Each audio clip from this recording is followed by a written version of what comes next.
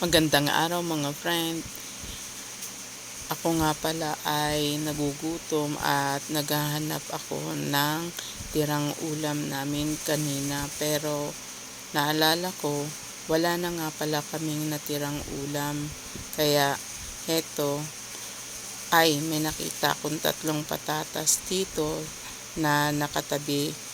At tingnan natin kung ano ang magagawa nating luto dito sa 3 patatas na ito. Ayan, at binalatan ko na ang ating mga patatas at hinugasan na rin. At sabay na rin hiwa sa maliliit na mga piraso. Mahirap kasing maghiwa at magbalat na hawak ang camera. Walang tagahawak akong camera mga friend. Ito may mga sibuyas ako at bawang at may nakita rin akong isang karne norte. At painitin natin ang ating mahiwagang kawali. Ayan, ginisa ko na ang ating sibuyas at bawang.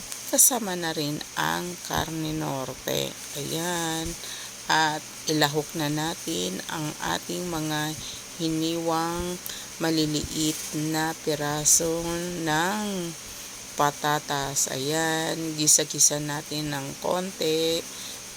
Ayan, hayaan nating magsama ang kanilang mga katas at lagyan natin ng mahiwagang tubig. Tubig na galing sa gripo. Ayan, upang ito ay kumulo. Ayan, lagyan natin ng bay leaf or laurel para mabango siya.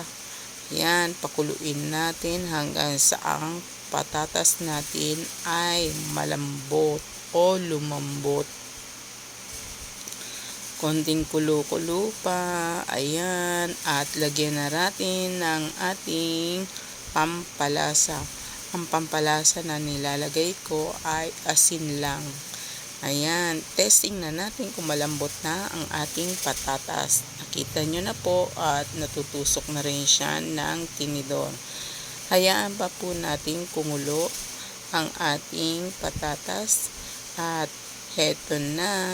Ayan mga friend, ready to eat na siya at sinarado ko na rin ang ating kalan.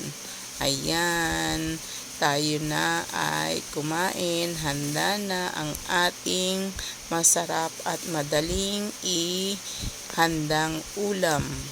Ayan, easy to prepare. Hanggang sa muli mga friend, mag-iingat kayo palagi.